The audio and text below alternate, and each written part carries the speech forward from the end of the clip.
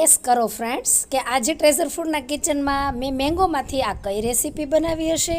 ખૂબ જ સરસ સોફ્ટ, નાના બાળકોથી લઈને મોટા વડીલો સુધી ખાઈ શકે તેવો એકદમ સોફ્ટ, મોંમાં ગળી જાય તેવો આજે આપણે મેંગો શીંગ પાક બનાવવાના છીએ અને ખૂબ જ સરસ સહેલાઈથી બની જાય છે. તો ચલો રેસીપીની પ્રોસેસ જોઈએ. જય શ્રી કૃષ્ણ ફ્રેન્ડ્સ, હું છું નિરાલી દુધાળ. ટ્રેઝર ફૂડના કિચનમાં તમારું સ્વાગત કરું છું. તો શીંગ પાક બનાવવા માટે મેં એક આયર્નની તવી લીધી છે અને ઘરની જ વાટકી સેટ કરીને 1 કપ મેં શીંગદાણા લીધા છે અને ગેસની ફ્લેમ મીડિયમ ટુ ફાસ્ટ કરીને એકદમ સરસ આપણે શીંગદાણાને શેકવાની પ્રોસેસ કરવાની છે. પરંતુ ખાસ ધ્યાન રાખવાનું કે શીંગદાણા વધારે પ્રમાણમાં ન શેકાઈ જાય, નહીં તો શીંગનો ટેસ્ટ કડવો આવે છે. તો આ પ્રમાણે બધા શીંગદાણા મેં શેકી લીધા છે અને તેને ખૂબ જ સરસ રૂમ ટેમ્પરેચર ઉપર ઠંડા થવા દેશું અને તેને કોટનના કપડા ઉપર ફેલાવી લેશું, જેથી તેમાં કંઈ પણ પ્રકારનો પસીનો નહીં આવે. તો શીંગદાણા ખૂબ જ સરસ ઠંડા થઈ ગયા છે અને હવે તેના આપણે ફોતરા કાઢવાની પ્રોસેસ કરવાની છે. તો કોટનના કપડાને ચારે ખૂણા પકડીને આપણે આ રીતે તેને સહેજ મસળતા જવાનું છે અને આ પ્રોસેસ આપણે 4 થી 5 વખત કરવાની, જેથી પ્રોપરલી બધા શીંગદાણાના ફોતરા અલગ થઈ જશે. ખૂબ જ સહેલી આ ટ્રીક છે. તો આ રીતે શીંગદાણામાંથી 4 થી 5 વખત પ્રોસેસ કરીને બધા જ ફોતરા આપણે અલગ કરી લીધા છે. વ્યવસ્થિત રીતે શેકીએ તો શીંગદાણા આ રીતે વ્હાઈટ દેખાશે. હવે તેને ગ્રાઇન્ડ કરી લઈએ. તો મિક્સર જારની અંદર બધા જ દાણાને એડ કરીને તેને દરદરું ગ્રાઇન્ડ કરવાનું છે. વધારે પ્રમાણમાં દરદરું નહીં, સહેજ કણી રહે એ પ્રમાણે ગ્રાઇન્ડ કરીશું. તમે ઝીણું પણ ગ્રાઇન્ડ કરી શકો છો. તો આ પ્રમાણે મેં સહેજ દરદરું રહે તેવું ગ્રાઇન્ડ કર્યું છે, જેથી તેનો ટેસ્ટ ખાવામાં ખૂબ જ સરસ ક્રન્ચી જેવો આવશે.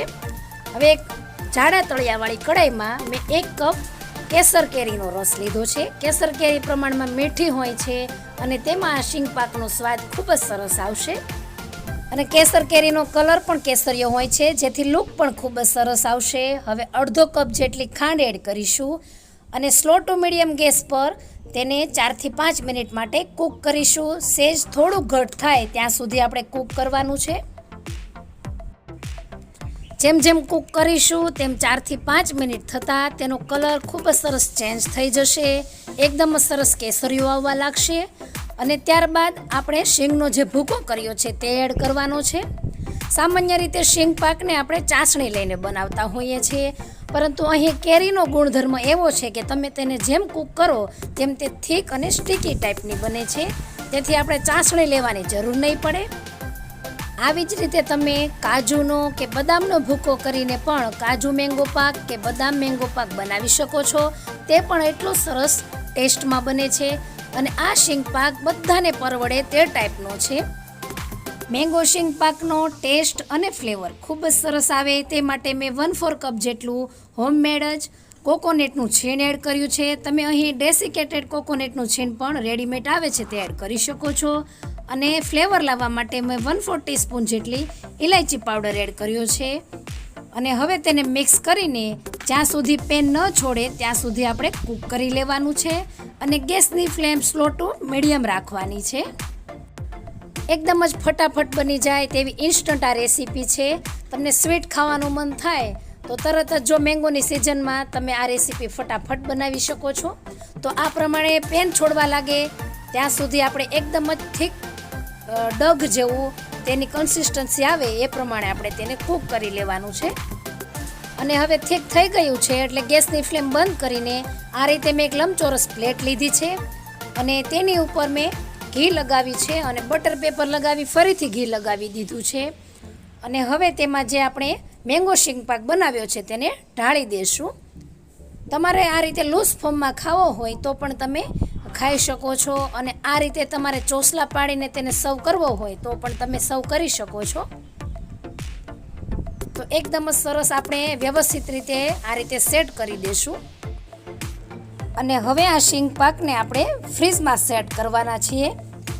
જો તમારી પાસે વધારે ટાઈમ હોય તો તમે 4-5 કલાક આ રીતે તમે રૂમ ટેમ્પરેચર પર તેને ઠીક કરી શકો છો અહીં આપણે એકદમ જ ઇન્સ્ટન્ટ અને મારી પાસે સમય ન હોવાથી અને તમને મારે એકદમ જ ફટાફટ બતાવી છે આ રેસીપી, એટલે હું ફ્રીઝમાં તેને 15થી 20 મિનિટ માટે સેટ કરીશ. તો હવે 20 મિનિટ થઈ જતાં ખૂબ જ સરસ તે સેટ થઈ ગઈ છે. અને તમે જો ઓવરનાઇટ માટે તેને સેટ થવા દો ને તો તે ખૂબ જ સરસ થીક બની જાય છે. હવે તેની ઉપર આપણે પિસ્તાની કતરણ આ રીતે પાથરી દેવાની છે, જેનાથી તેનો લુક ખૂબ જ સરસ આવશે. અહીં તમે તમારા મનગમતા ડ્રાયફ્રૂટને પણ આ રીતે કતરણ એડ કરી શકો છો. અને હવે તવેથાની મદદથી આ રીતે તેને સેજ પ્રેસ કરી દેશું, જેથી બધી જ કતરણ સારી રીતે તેમાં ચીપકી જાય. તો અહીં મેં પિસ્તાની કતરણ એટલા માટે લીધી છે કે પિસ્તાનો ગ્રીન કલર અને ઓરેન્જ કલરનો લુક ખૂબ જ સરસ આવે. અને હવે એક સમાન કટ આપી દેશું.